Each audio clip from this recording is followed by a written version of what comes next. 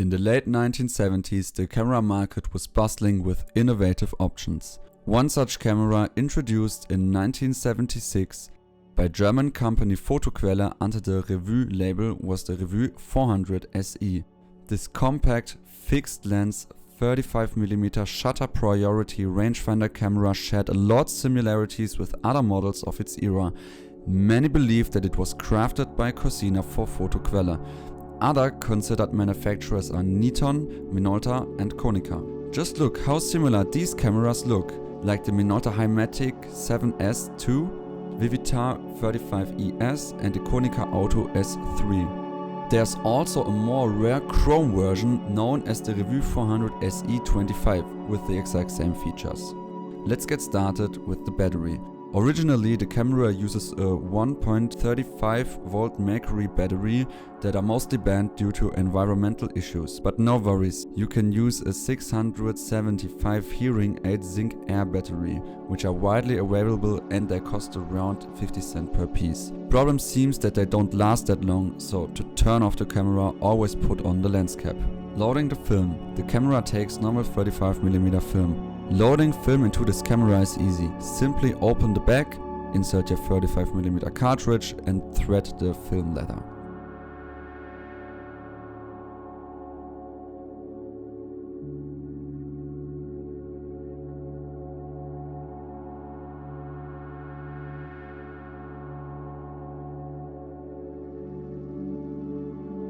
Then advance the film lever until you see the 1 at the frame counter.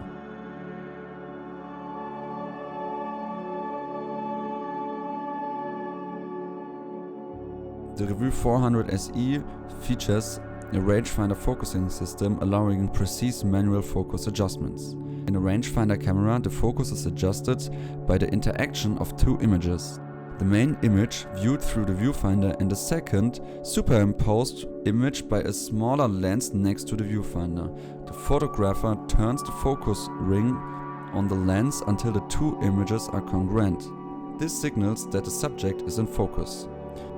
To change the ISO setting, look under the lens of the Revue 400 SE. Press the small metal pin down with your fingernail and move it to the desired setting. In any case, use a light meter, an app or a digital camera to test whether your light meter gives plausible values. As the quality of the light meter on the Revue 400 SE can become inaccurate over time, you can use the ISO setting to counteract this and still get perfectly exposed photos. Now it's time to expose your pictures correctly. Look through the camera's viewfinder. On the right edge you will see the aperture settings going from f1.7 to f16. A needle indicates which setting the camera is making for you. If you now change the exposure time on your lens, you will see how the aperture settings change in the viewfinder.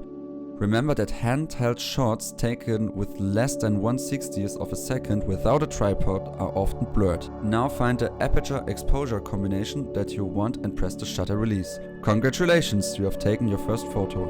To enter the bulb setting, press the metal pin down and move the dial to B. To advance the film, move the film advance lever to the end as shown in the video and let it spring back to its position. Now the shutter release is cooked again. To use the self-timer, simply push it down and press the shutter release. Remember, however, this only works when the camera is cooked.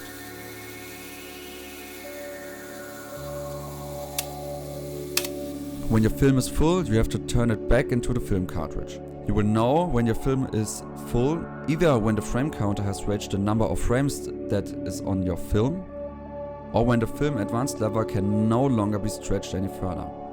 In that case, don't press too hard or the film could break. This happened to me a couple of times. When the film is full, press the small metal pin on the underside of the housing.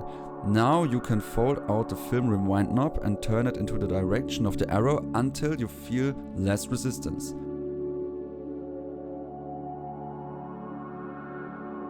Then the film is completely rewound. Now open the back of the camera and remove your film. If you have further questions about this or any other cameras, feel free to write them in the comments. Subscribe to this channel to not miss any more videos about film cameras. Ciao.